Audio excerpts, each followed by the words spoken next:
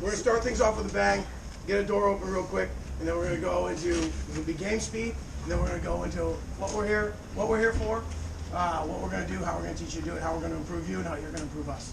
All right? So just give us a second here. I got an inward swinging door, swings to the left. Overheat. Try before I fry. Doesn't work. I'm going to try to gap it.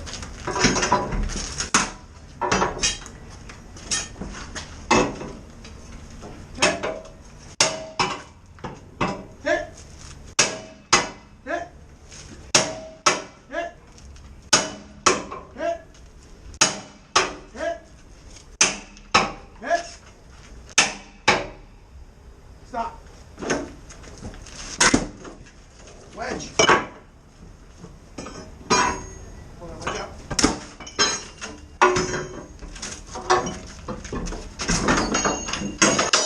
Live fire layout. Victim, victim, victim. All right. Morning, everybody. How you doing? My name is Lieutenant Andrew Murtaugh. I work for the San Francisco Fire Department. I work with a lot of you. I saw some red and white helmets. Literally one with a 10 on it. Right on. Good to see you, Austin. Okay, so you are at the irons ready portion of Brothers in Battle's role here at the Bay Area Fire Conference 2023. This is a modified class. There used to be a class called, or there still is a class called the Basic Irons. It was offered at this conference a couple years ago in Livermore, Pleasanton, and Advanced Irons. This is kind of an amalgamation of those. The saws are out, but we're showing you a bunch of stuff that you can do with the tools that you already have. So we're going to go over that. It shares a lot of the content with the VES stuff. That's why you guys had that morning lecture. So we just want to go through some basic iron stuff with respect to your careers and your experiences. Okay? So some of this, you're like, oh, this is review. I already know this. Some of you go, this guy taught my academy. He's a hard on. Totally understand. Both things can be true. But understand that the day starts out slow. We're going to stair step it. Okay? So you will do some basic review. We want to get the common language. Some people call things different components. You guys are going to be working with other people. A San Francisco guy, working with a Livermore Pleasanton guy, a Petaluma guy, working with a Sonoma County guy, and gals, and all those things. All right? So we'll get a common language, a common understanding of what we want to see happen with these basic irons. Much like when you take an engine operations class, every single fire engine has hose and nozzles. Pretty much every single fire apparatus in your community probably has a flathead axe and a Halligan. It's our baseline level of tool to get in a door, right? And we have to be good at it. And just like everything else in the fire service, sometimes we lose our way and we have to get reoriented to the mission. It's really easy for us to be like, well, I'm a hazmat tech, helicopter medic, canine handler, you know what I mean, specialist, nurse practitioner, right? How are you at the irons? Oh, I took an academy 13 years ago. I'm pretty good with the irons, right? It's tough. We lose our way. This course is to get you reoriented to the mission, which is we have to get inside these burning buildings. We have to pull the people out, all right? So you notice right away something that's different than you may have experienced at your forcible entry class is the evolution doesn't end here and won't end. Every single evolution, you guys are going to force 40, 50, 60 doors today. The evolution doesn't end when the door opens. Because in real life, that's not when the evolution ends. It's actually when the evolution starts. Right? You go to a house fire and that door gets open, you don't go, I did it, I'm the king. Right? No. Whatever your objective was, get that hose line in place or get that search initiated, that's what starts. All right? You will get better today with reps. All right? That's why we started this day off with a rep. The first part of this class is just breaking you off. There's 5 different doors. You're going to be broke up into smaller groups. And it's just going to be rep, rep, rep, rep, rep. Refresher on two-person forcible entry, refresher on one-person forcible entry. Some of it might be mundane, but like I said, we're stair-stepping. Okay, by the end of the day, most of you will do stuff that you've never done with a Halligan and a flathead axe. Most of you. Some of you will be like, oh, I've taken this class 18 times. All right, terrific. But you still, every single rep makes you better. All right, so let's talk about that. Tools. This is a Halligan. This is a version of a flathead axe. All right, there's a couple different things we want to know about it and talk about it. How about the parts? What's this part called? The adze. Everybody knows that one, right? That one's easy. It's 2 inches across. Generally speaking, right? This is a 30-inch bar. This adds is 2 inches across. You saw when I went to gap the door, which is to create an opening to set the tool so we can force it. That's that gap, set, force concept, right? That 2 inches is the fulcrum on one side, is 2 inches on the other side, is 30 inches. So what happens is when we get cam that, right, 30 to 2 or 15 to 1 mechanical advantage. We all know that adds part. That makes sense, okay? What's this part? Fork. We all know that one too, all right? The fork, think of it like a pair of pants. It has a crotch. Our goal is to get that crotch even with the stop so you have a good grab on the door, okay? So these are the forks, that's the crotch. Some of these Halligans have marks, either with Sharpie or done by like an angle grinder, or some of them now are being manufactured that way. And it's to let you know the proper depth. So if you can't like see sideways or it's smoky or whatever, you can look over the top of the bar. And this is the width of the door, and this is when this is letting you know where the crotch is, so I know the crotch is in the right spot, so I don't have to like get my head sideways. All right, these are the forks. What's this one? All right, a couple. Right? I've heard spike. I heard pick. Anybody heard anything else? Pike. What else? So yesterday I heard horn for the first time. I'd never heard horn before. Horn. There's one more. Point. We already heard it called the point. I think New York refers to it, or some New York documents refer to it as the point. So this is my whole thing about language. This is a fire service problem. A lot of fire service instructors, Aaron Fields talks about this, Justin McWilliams talks about this, that right there already, right? We're like, oh, we totally agree with this is, we totally agree with this is, and we go, no, that's not what that is. That's not a pike, that's a spike. That's not a spike, that's a pick. It's not a pick, it's a point. It's not a point, it's a horn, right? Which is a pretty aggressive language for this item. But, all right, so already, if we can't get on the same page of what the language is, we might have trouble operating in a zero visibility environment at 3:30 in the morning in a driving rainstorm with a Firebird on the top of your head trying to close the door, right? So we gotta make sure we know we're talking about the same stuff, all right? Different components of mechanical advantage as we use these tools, all right, has to do with just levers and fulcrums. Who knows what Archimedes famously said? Somebody in here knows it, don't lie to me. Long enough lever and good enough fulcrum, I lift the rope. That's right. Give me a lever long enough and a fulcrum at which to put against, and I can move the earth, right? That's what you're doing here. You are going to utilize this bar, which is just modified from like an old crowbar that you see in movies, right? You guys can go online and read the history of Hugh Halligan and how this tool came about, right? Invented by a New York firefighter, actually first sold to Boston because New York couldn't buy something from their own employee. But we always had different versions of crowbars before in the fire service.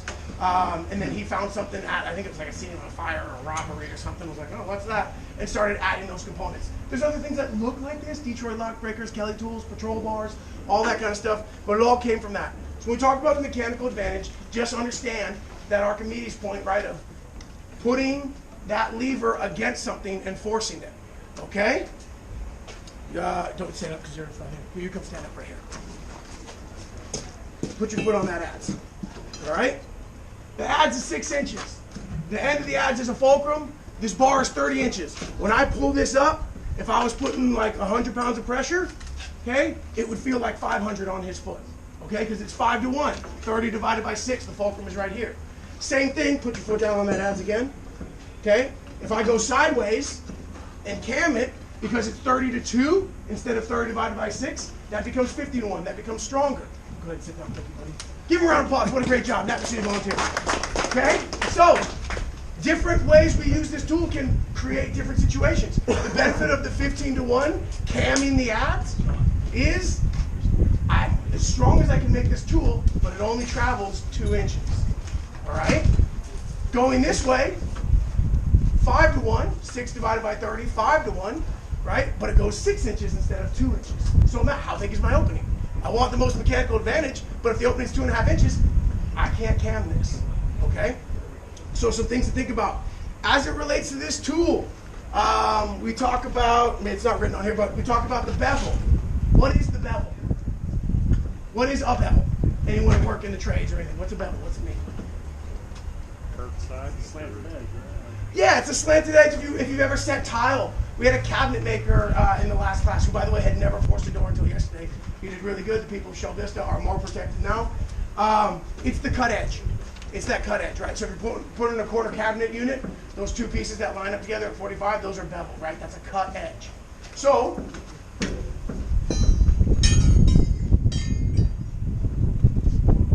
come on up here. Where's the bevel on this Halligan? Right here. Okay. Where's the bevel on this Halligan? Opposite side. Where's the There bevel? is one. Right, and where's the bevel on this Halligan? Okay. 3 for 3, nice job, G-Man. Okay? This one has a bevel cut on the inside by the manufacturer. This one has a bevel cut at the inside, it's been kind of worn down. This one has a bevel cut to the outside. So here's the issue. Here's why we have to understand that when we talk about language. What does your manual say about bevels? What does your manual, Mitz, what does your manual say about bevels? As it relates to placing it in the door, in the jam. Bevel to the door.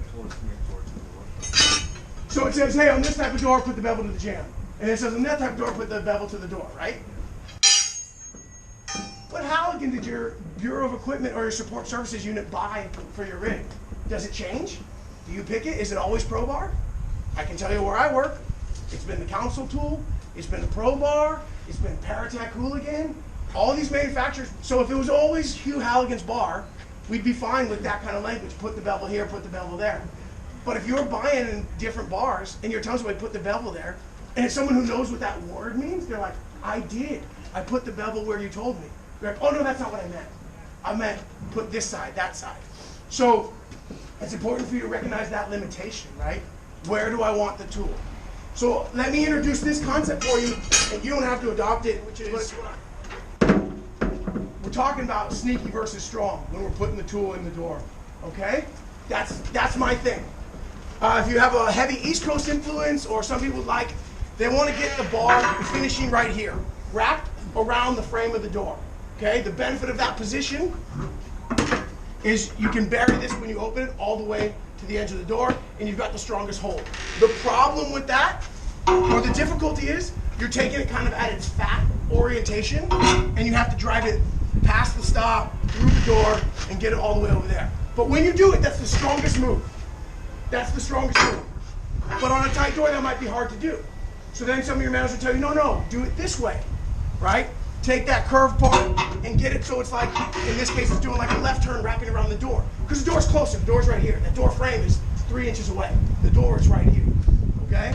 Now, when you force it that way, I lose 6 inches of the throw, but I got in between the stop and the door earlier, right? Call whatever you want, choose not to adopt this language. This is not part of the body of the class, this is just something I want to get you thinking. I just call that sneaky versus strong. On a tight door, I can't come at it this way and get around that door frame. It's going to take a lot of hits and a lot of damage. On a tight door, I want to go sneaky. But whenever I can get the chance, I'd like to get it wrapped around the frame eventually, right? On a more loose door, wood door on a wood frame, where I do my boot cap, I might be able to go right to that. I'll go to the strong way when I can. Sometimes I gotta be sneaky, sometimes I gotta be strong. Okay? All right. Related to the axes, all manner of axes on all of our fire rigs, right? So when we can, how heavy do you think this axe is? How heavy do you think this axe is? 8 pounds, 6 pounds. It's embossed on the head. This guy's no, just kidding. He caught it, okay?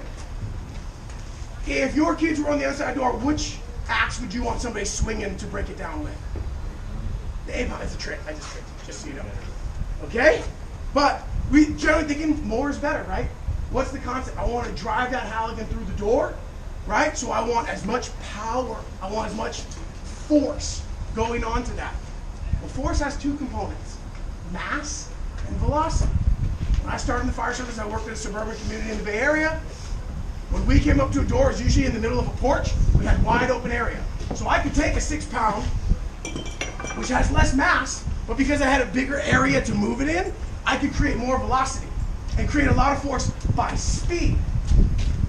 I now work in a major metropolitan city where almost every single door that gets forced, there's a wall here, or in both places. I do not have the big old porch to do a big swing. I have a small space to do little swings. So because I can't create the velocity, the better choice is to get the more massive one. Because I can't create the velocity, so I'm going to overcome it with mass. Okay? And I didn't invent that, right? That's physics. But I'll say that Sam Hittle of the Wichita Fire Department is the person who taught me that. Because I thought, well, more is better, right? I'm a firefighter. Always more is better, right? I want a little mustache? How about a bigger mustache? It's better. Okay? 6-pound axe? How about an 8-pound axe? It's better. But it just depends on your application and your use. If I was king for a day, what I would say though is, if you can get the 8-pound, get the 8-pound, right? I like it better for forcible entry. If you can choose between a composite or plastic handle and a wood handle for a striking tool related to your irons, I would not pick a wood handle if I could avoid it. I would pick a composite handle because you're gonna miss, and it's gonna get hit, and it'll get chipped off. And we've seen that happen in some of our forcible entry classes. So if I have a choice, that's the choice I'd make. But here's what I'll say: having worked for 2 Bay Area fire agencies, they don't ask me. Right? I don't have a choice. I have to be good at whatever they give me. Okay? All right. Sizing up the door. Okay, what did you hear me say as I approached that door for that first rep?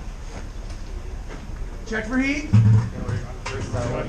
Inward versus outward, right? That matters. How I'm going to approach the door. What else? I said one other thing. I did a boot gap. I tried before I pried. It was one other thing. Somebody said it. There you go. You say it. Right? Which way does it open? Does that matter to us? Yeah, sometimes in building construction, right? If you see the end of the property line, you know it's not going to open, right? Probably to the right, probably going to the left. But knowing which way it opens definitely affects some of our tactics and our choices immediately after that door opens, right? And no matter which way it opens, we want to get to the other side of it. And that's what you saw me do. Get on my belly, get my waist at the threshold, get my eyes and my hands to the other side of the door. All of your fire departments, I'd be willing to bet, and maybe you don't know it, maybe you got to ask an old timer, but all of your fire departments have a story of the fire was out, they were overhauling, or at a later point in the fire, there's a body behind the door. Does your fire department have you heard stories about that before? Right? Both places I've worked have that story. That it was just, hey, we went in, it was balls to the wall, everybody went to work, it was awesome, we got the extinguishment, all that stuff happened, and then somebody was like, man, this door's not open all the way, and they went, oh, shoot. Okay? So it does happen. We need to have that awareness, right? That door swing to the left, I better get behind the left. The other thing that somebody brought up yesterday, right? We learned something new every day. Taught this exact same class yesterday, and somebody brought up they were in a structure fire where a staircase, a stairwell was right here to a 2-story house. So the door opened, everybody just goes in, right? The firefighter was smart enough to look behind and go, hey, there's stairs here. Well, that'd be pretty good if it was if we think that there's people living in the bedrooms up there, where that's where the fire is. Because you come in, that door covers the stairs, you search that whole area, you go, where the hell's the stairwell? And you feel like I've been everywhere. So just understanding how to size up that door, how to treat it, right? Some of our tactics work better based on the door's construction. Wood door on a metal jam, metal door on a metal jam, wood on wood, right? I might make different choices of my tools and my mechanical advantage based on that stuff. So sizing up that door, making those choices, and we'll go through it all today in your groups. It's really important. Let's talk about body position. So one thing you saw me do, somebody said it, I did a boot gap, right? So when I did my initial boot gap, because I was trying to use that gap, set, force concept, right? Boot gap is my first gap. Gaps just get me down the road. The next thing I'm going to do is take the adze and try to crawl up the door to create an even bigger gap. But then I brought Steven over. Steven, you mind grabbing the axe again so we can kind of do this in slow-mo? Then I brought Steven over. Yeah, the boot gap's great. I gap a little bit with my Halligan, but right now if I tell him to hit, am I in kind of a weird place? Right, it's a little awkward. So I switched up my foot. Right hand, right foot. Create a nice open area for Steven to work. Okay? So that is preferred. As he's hitting, you notice I'm looking at the Halligan's progress. Okay? This is silly, but this all goes back to your Firefighter 1 Academy, right? What would you do when you connect hose? One person would look away when you connect hose, right? And the other person connects it. Why are we doing that? Because every firefighter thinks they have the right answer, right? That's why, right? What's the firefighter's favorite saying? You know what you should do? It could be about home loans, parenting, education, station bidding, cooking, right? In America, on every fire station across the country, someone today is going to say, you know what you should do, right? So if I'm not watching my job, which is drive the Halligan, and Steven's going to hit it, I'm about to hit him like, you know what you should do? You should go up. No, you should go down. No, you're going to take your movement. Right? Okay, it turns into a comedy of errors. I need to focus on my job. I'm Halligan guy. I'm watching the Halligan go through to the point that I want it to be. He's axe guy. I believe that he's trained and competent.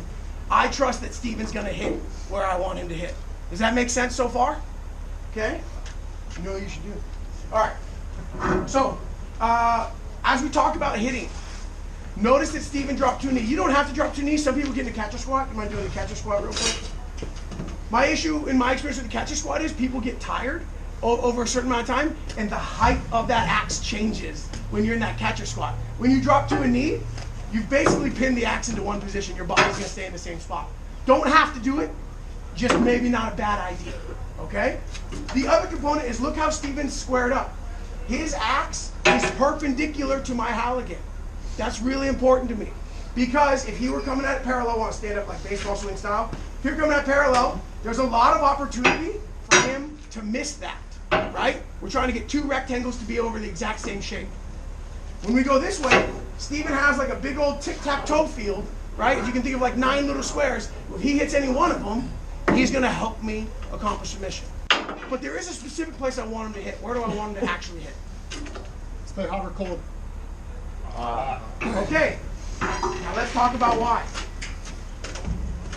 Let's pretend that this is a diving board at a pool.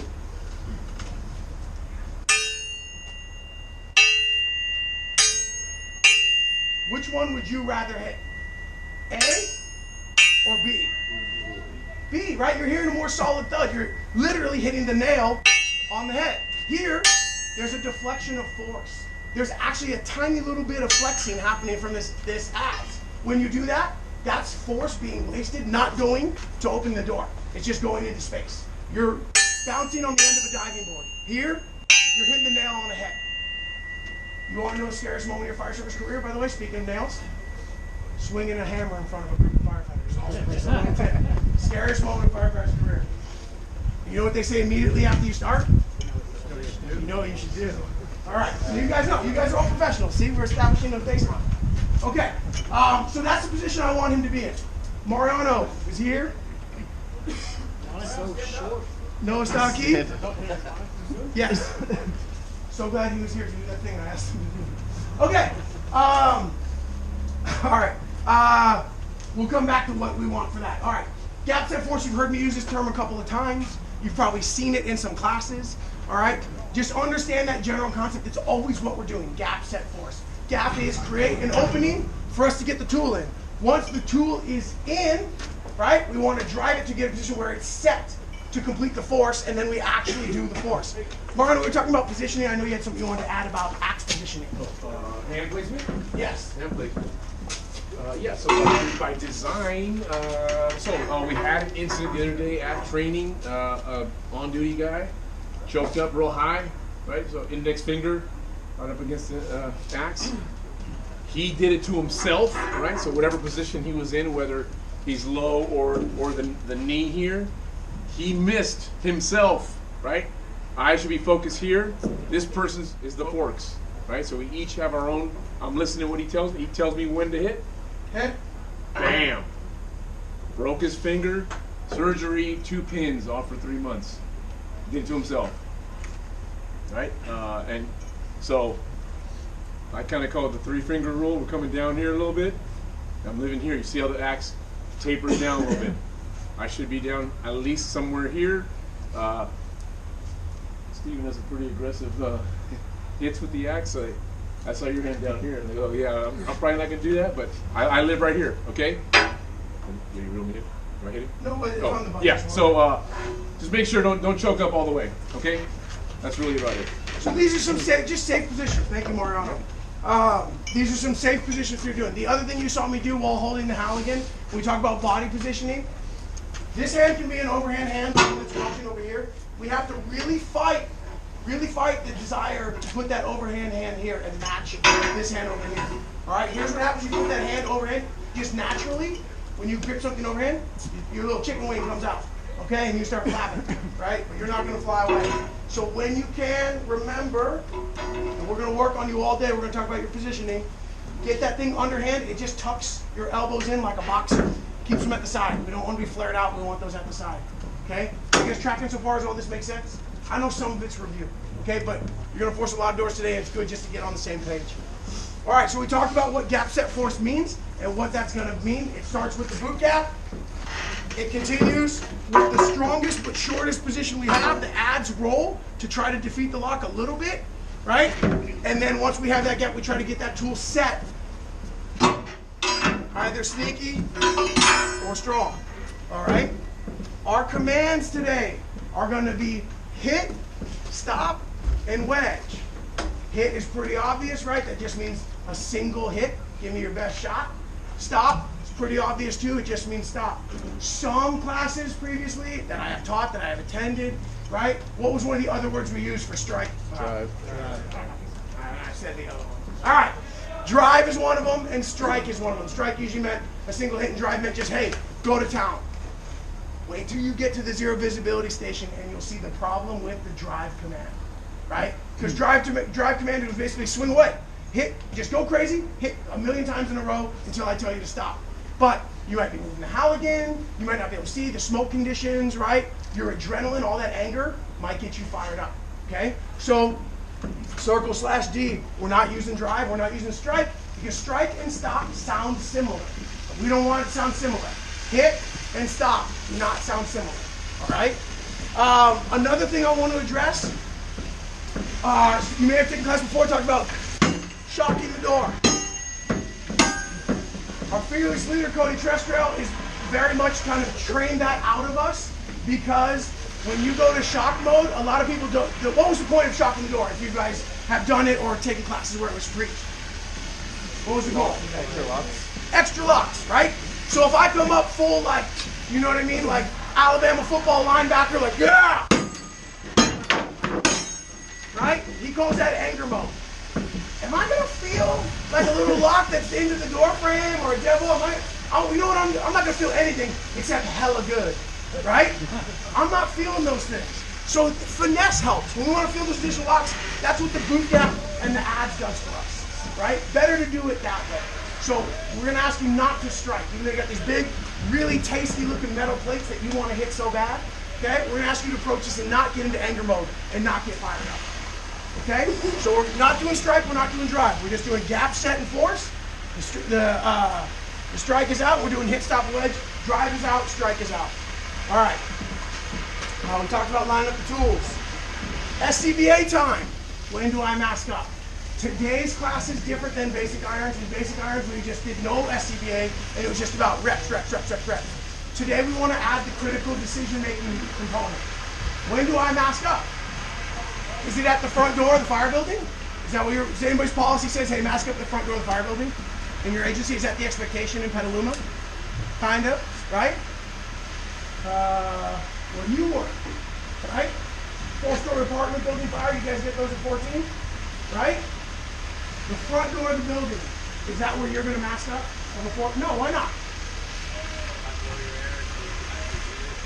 You might be walking up to the 3rd or 4th floor, and then there's a locked door down that hallway. And then inside that apartment is a closed bedroom door where the actual fire is. I'm not gonna put my mask on at the base of this apartment building and blow all that air. I don't need it, right? So you have to have the wherewithal to make that decision of when am I putting my mask on? When I need it, when I'm in the IDLH. If I'm not in the IDLH, I don't need the area. I wanna save it for extending your search, extending your operation, and for RIT and firefighter survival reasons, right? I don't want to waste any air. Every little sip is super important. Also, I can see better a lot of times without my mask on, right? So why not see where I'm going and what I'm doing until I have to put it on? All right, so we'll have you situations today where we'll have you forcing the door, and we'll just be saying, yeah, force, force, force. And then we'll have situations where we say, hey, the box is full of smoke, right? It's smoke floor to ceiling, it's pumping out the bottom of this door, so before you even put a boot on this, we need you to mask up. So you can get used to forcing the door with your mask on too. right? But that is a decision that you have to make as a firefighter in your agency. When I started in the suburbs, every fire I went to was 900 square foot ranch style home. The front door was the door to the fire building, right? To the fire room. I grew up in a tiny little house, literally 900 square feet, 3 bedrooms, 1 bath. If there was a fire anywhere in that house, there was smoke to the front door. Where I work now, big old 3-story Victorians. There'd be a fire on the top floor. You enter the bottom floor. It looked like a Christmas party. It's all clean, nice, decorated. You can see everything. Okay. All right. So we're gonna work on that with you. You saw me get down on my belly and do the live fire layout. Really important, critical moment, right? Forcible entry is a form of ventilation, right? Once you open this big old door, right? A vertical ventilation hole is 4 by 4, 16 square feet.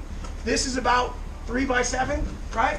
Times that together, that's 21 square feet. We open this and let that much oxygen get in there. We're probably gonna change the profile of the fire. But on that first force, we're not, right? So on that first force, we want you to get down, get low. This bungee's still connected. Okay? This is your chance, and we're not just looking for victims. We are, it's the most important thing. That is the mission. Nothing's more important than that. But when I get down low here, I just forced it, I get on my belly. Yeah, I'm looking for lives. I'm looking for human life, but I also want to know where the fire is. Because by the time we open this, and then this guy's getting the hose line charged, and he's getting his mask on, and he's getting his mask on, and we're getting ready, and we're calling command, and we're getting the out team in place, and they're filling out an ICS 214 or whatever the hell they're doing, right? You're setting up an LZ for the chopper, whatever it is they're doing, and then we go back in, maybe enough oxygen, or the fire has changed, now it's smoke to the floor. Whatever we were going to see where the fire was, we can't see anymore. Seeing the building layout, recognizing that there's 2 bedrooms on the left, and a kitchen, or 2 bedrooms on the right, and a kitchen on the left, or whatever it is, we open this, a window breaks, we close it, something happens, we go back to look, that 1 second view we had is now gone. So when you force this door, avoid this fire service trope, which is, I get to a forcible entry class, I open the door, I turn around, the champ is here. Did you guys see that? That was a really hard door, I opened it, right? The mission is not complete. Force the door open, drop down low, get back, get your hand and your eyes behind the door, okay? And searching for people. And fire, and the building's layout. All right? The other thing we have here is a victim, okay? We like to use the term victim, victim, victim when you come across a victim, right? Some of your agencies may say, hey, if you find a victim, get on the radio, say emergency traffic. It's not a mouthful of words, and you gotta remember it. But just the saying the victim, victim, victim to the other people in that hallway with you, what's gonna happen? They're gonna come help, they're gonna get out of your way. You can pass it off to the person and I go, what's this, right? And victim doesn't sound like anything else. It doesn't sound like mayday, it doesn't sound like emergency traffic, it doesn't sound like help. Victim only sounds like victim, right? And you guys spent your whole fire service career hoping to make a grab, and today's that day, all right? So, we're gonna do that live fire layer checkout, we're gonna call out victims. The other thing we're gonna do is do the call out, right? In technical rescue, they call it the alien search, right? Rescue team, is anyone here, right? We're gonna have you guys every time you force the door today. On your belly, arm and eyes around the door, and you're gonna call out, fire department. And we want you just to pause, just take a breath. Fire department, and listen. At the station I work at, it's like a year and a half ago now, we had an apartment fire in the middle of the night. Truck was assigned to search of the fire floor. The accompanying engine was assigned to go to the floor above. I was on the truck. The engine goes up there, forces the door, gets down, says fire department. We had a super salty, semi-bitter, ready to retire firefighter paramedic on that engine company who was just like, oh, any call after midnight. Oh, God, right? This dude says, after 30 years in emergency response, says, fire department. And someone in the back bedroom goes, help. And he was like, today's the day, right? Today's the day. They escorted that person out. It was more of an assist than a total rescue, but smile ear to ear. 3 decades of emergency response. Like, I just took a person out of a burning apartment building, right? Like, this is what we all hope to do one day. We had him fill out a firefighter rescue survey at firefighterrescuesurvey.com. It was a nice moment. Cake and ice cream was served. Everyone had a good time. Okay, so please do the call out, okay? Please do that fire department thing and stop and listen for it. Once all that's done, then we'll control the door. All that takes like 2 seconds, right? I know you're like, I don't want to be in the IDLH without my SCBA. It's 1 second, 2 seconds. It's real quick. Then you can control the door. If you're going to control the door, recommendation is not to pull it closed. You might accidentally like relock it. Like, wow, we gotta start all over, right? So if you can pull it close with your tool, and then you're getting the hose line charged, you're getting messed up.